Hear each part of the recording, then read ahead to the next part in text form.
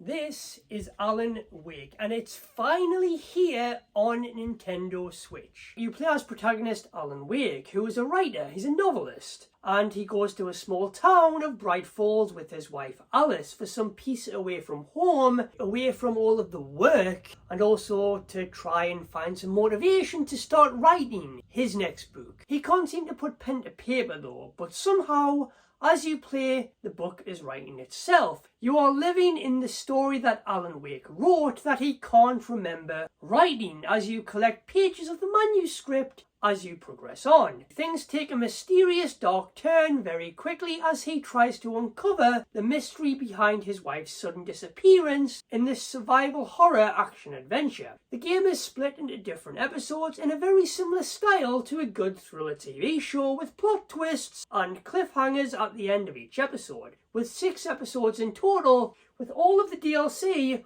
also included. During the game there will be a darkness that's taking over humans and animals and even animated objects, and these enemies are called the Taken, and they are murderous, terrifying shadows that will attack you during the night when you are in dark areas as you explore. And the only thing that will stop these shadows, known as the Taken, is the light. Be it from a street light, a well-lit area nearby, or just using your flashlight to keep the darkness at bay. As you go on searching desperately for light in the dark, as you're being chased by the Taken, desperately trying to scramble for any sort of light source, you'll be armed with a flashlight, but batteries will need to be found to keep your flashlight going, as the darkness always seems to be closing in, and it will take more than a flashlight to banish the darkness, with some weapons having more of an impact than others depending on the enemy you are up against. Fresh batteries can be found when they run out, or you can just wait for the batteries to recharge, but they charge at a slower rate, and this is where you are most vulnerable. At times you will find yourself swamped with waves of enemies or just completely backed up in a corner with nowhere to go. That's where the flare guns, the handheld flares and flashbangs come in real handy, as you throw them to give off a massive wave of light that will take down a bunch of enemies at once. And these will come in really handy because a lot of times you'll have no batteries in your flashlight, you're waiting for it to recharge, ammunition is running low, you don't have your best weapons at your disposal, and these will come in super handy. You'll also be using your flashlight to weaken the enemies, then using your bullets to finish them off with a final blow. Alan Wake can also perform a dodge attack, which you will find yourself doing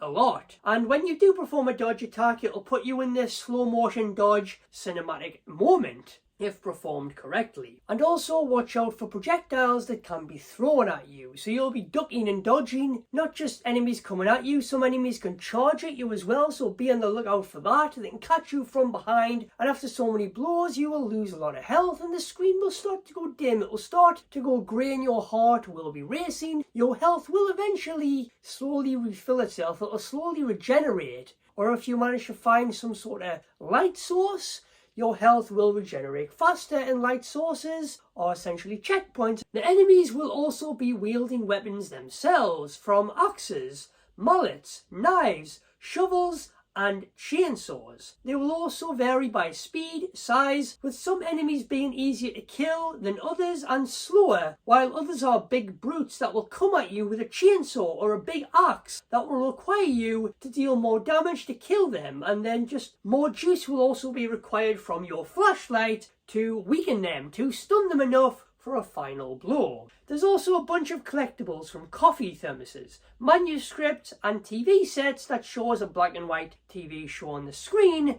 called Night Springs that really reminds me of a Halloween night watching a black and white movie or watching The Twilight Zone. You'll be finding all these as you explore the mysteries of the darkness, and as you go you'll be following the objective, but you can go off path. You can find hidden paths as you go, but some of them paths may be in complete darkness, but there'll always be a collectible or two hiding in that darkness. There'll be something there worthy of you to find, be it some ammo, some flares, a new gun, a collectible, a radio that'll kind of tell you what's going on in the town. The town has a live radio station as well, and you'll be powering on generators to power on the light source nearby. And getting from location to location is terrifying because there's always something lurking in the darkness. You'll always find yourself being chased with very little light in this very dark, dim lit town. And then when you do find light, it's a blessing. But also to get from location to location, there is vehicles available as well. You can hop in a car to get from one location to the other. Use your car to run over enemies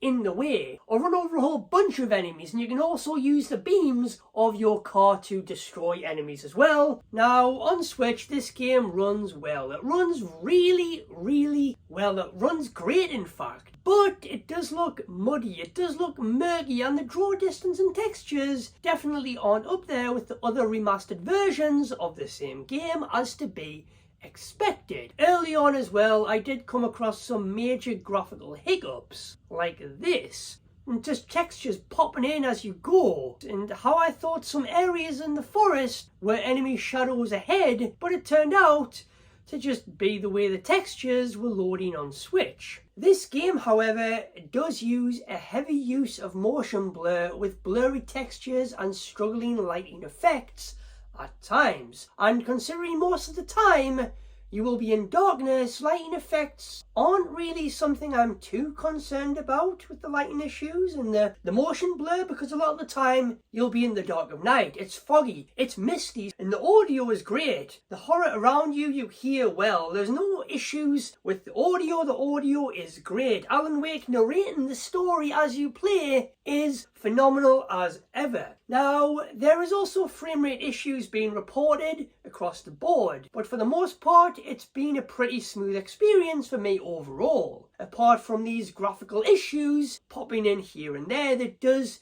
take you out of the immersion when it happens here and there as well. However, this game does seem to perform better in handheld mode than in docked mode. However though, saying all that, I imagine there'll be a patch right around the corner to fix all of these graphical hiccups, these lighting issues, these frame rate issues that's being reported. Again, apart from these graphical hiccups that I have experienced, and the lighting effects and the jitters as well, as you can see, characters jittering in and out, like they've got coffee jitters, they're just jittering in and out there. I imagine a patch will fix this right on up. Again, I had a smooth time overall. The game ran well for me overall, apart from these issues that need to be ironed out with a patch. Apart from that, I am having a good experience with this on Switch, and maybe by the time I do put out this video, there may already be a patch out, a quick turnaround of a patch to fix these issues. That is my review of Alan Wake on the Nintendo Switch. Perfect time to dive in to Alan Wake. It's the spooky season, Spooktober. Halloween is almost upon us, and this game is one of my all-time greats. And with Alan Wake 2 just around the corner, coming to next-gen systems, what are you waiting for? Perfect time to dive in to one of the best horror games ever made. Anyways, guys, I'll see you next time.